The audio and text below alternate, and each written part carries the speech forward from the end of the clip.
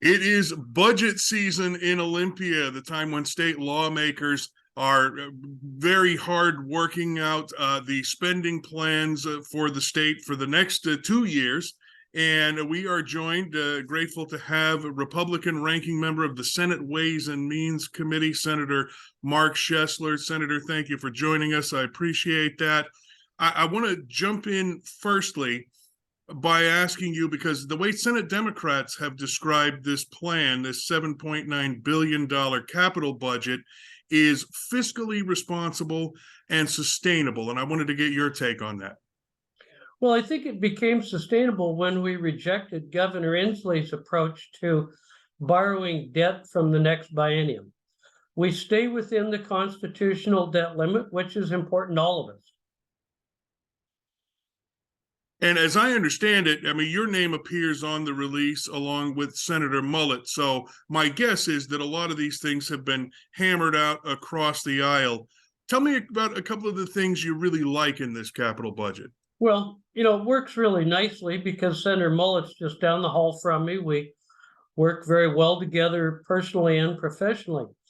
I think it's important that this is a great higher ed budget. This funds school repair grants across the entire state. It's very strong in natural resources.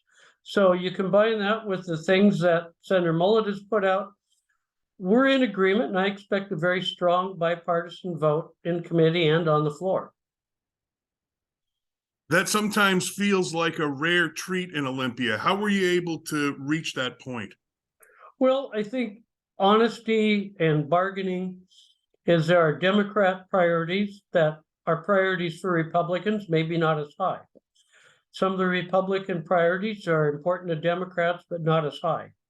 You meet in the middle on things like higher ed and put out an outstanding higher ed budget, and you put out a K-12 budget that's good for the entire state. Those are the things that make it work in a bipartisan manner. Now, Senator, you've hit a couple of times on the funding for school construction. It's no secret, I mean, not just here in Washington, but across the country, our school facilities are getting old. So if you would address the importance of putting money into that. Well, every budget funds the school construction program. That's an automatic here. But we put $100 million into small school repair grants for districts under 1,000 students. That is way more efficient than a bond, and it helps those districts. We also put emergency grants in. For example, Senator Peterson had projects in Seattle that were very important. Senator Linda Wilson had one in Skamania County. So we looked at the small school repair grants, emergency grants. We looked at tribal schools. We looked at it holistically of funding all of the state school system, not rich, not poor, not big or small, but funding them all and doing it very well. You also mentioned natural resources, which is a pretty big portion of this budget. $2.3 billion goes to that. Are there some Republican priority areas that are being hit with that spending? Well, when you're talking about flood control in the Chehalis River Basin, you're talking about multiple districts and multiple counties. Hatcheries that stock our streams, both with trout and salmon, are everybody's fish. We all like to fish across the state, the Olympic Peninsula or little old Whitman County. And so we did an astoundingly good job of funding hatcheries that I think is something that we learned last year. It's very popular with both parties. And when you get both parties, the tribes, the commercial and sport fishermen, you're doing the right thing. The other thing that stuck out to me in that natural resources budget is this effort for salmon recovery. How would you gauge how this particular biennial capital budget chips away at that need with, we all want to make sure the orcas are fed and tribal fishing rights are met, et cetera? We do a wide range of things. We found 21,000 acre feet of storage without pumping in Kittitas County. We have habitat work through a variety of sources with habitat improvements, stream flow improvements, all across the state. And that's very important, whether it's a healthy run or an endangered run. Working on the habitat, working on stream flows is always good public policy. Now, I'd like to shift over to housing, because the way the Senate Democrats release couches it is we're talking about an historic investment, $400 million in the Housing Trust Fund, but it's nearly $700 million total. We're talking about being able to build more affordable housing. Where does your party stand on those efforts? Well, we support those efforts, of course. There's a wide, the first 400 million is one thing, but there's land acquisition and there's other buckets that fund housing. We also support regulatory reform, which is actually Senator Mullet's bill. Putting money in is great, but getting the regulatory burdens out of construction is very important. And I'm assuming you're talking about changing permitting rules, making those kind of things easier? Absolutely. I mean, we have no intentions of not supporting housing. We've agreed with many of the positions, many of the levels. We also are very excited to see the permitting bill that Senator Mullet's working on to get those houses built, apartments sooner, and hopefully without a big hike in price. Well, as a renter, I can tell you no big hikes in prices are incredibly valuable to me.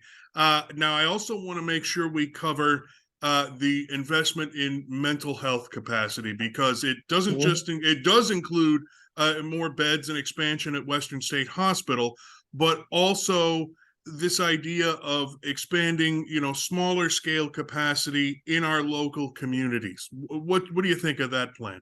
Well, I think that's a very important part. We all knew we were going to build Western State, but we found that we could do a very cost-effective means at Maple Lane and get beds online very quickly.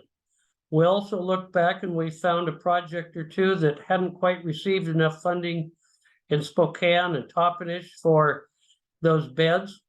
We also funded regional projects in the Tri-Cities and Everett.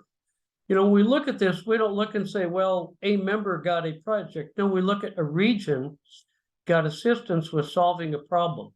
In the Tri-Cities, it's 3 or 4 legislative districts that are a long ways away from our state hospitals. And that's important too. I've been, monitoring this discussion ongoing. I mean, we talk about the homeless problem in Seattle and how much, people with mental health issues play into that. But, you mentioned that it's your district too. It's not just the big cities, isn't it? No, it's a matter of, we were a little bit short at a hospital in Toppenish with those beds. We were just a tiny bit short in Spokane. One thing I believe this budget does pretty well is represent the entire state. I live in Ritzville and Senator Mullet lives in Issaquah. And when we're both happy, I think we're representing the entire state, not just one section. So near the beginning, I asked you about the things you like about this plan. Is there anything in it that you don't like that your side had to compromise on? There's things we like less. They're not bad things. They're just things we like less than others.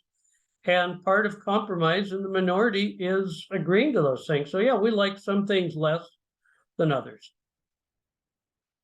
Now, I would be remiss with an opportunity to interview a Republican state lawmaker if I didn't ask for your take on efforts to reduce taxes, because that has long been a theme among members in your party.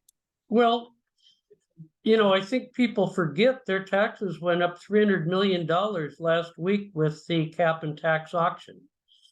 We're looking now at about $2.8 billion in revenue, and yet there's still other talks.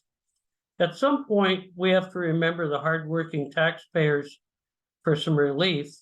And I think it would be more fun to look at what form of relief, is it sales tax or property tax or other, that would be best. And I think We are missing an opportunity, last biennium and this, for some ongoing type of tax relief, and let's have a real rip-roaring debate over that. Well, and I'm sure you'll be looking at the revenue forecast, which at the moment of this conversation is coming up shortly. State revenue has increased. I would imagine some on your side of the aisle would argue as we keep bringing in more and more money, relief is in order. Well, why not? Hardworking taxpayers are paying at the pump for cap and tax. They're paying for it in their natural gas bill. They're paying for it at the grocery store. Inflation is a terrible tax hike. And giving something back to hardworking taxpayers just shouldn't be such a wild and crazy idea. Other states can do it, we could too. Senator, is there anything I missed that you wanted to add? No, I think you touched on the bases. I'm well pleased. I put my name on this document and spent the last 70 days working with my colleague Senator Mullet and others. All right, very good. Republican State Senator Mark Schoesler, ranking member of the Ways and Means Committee. Thank you, Senator. You're very welcome.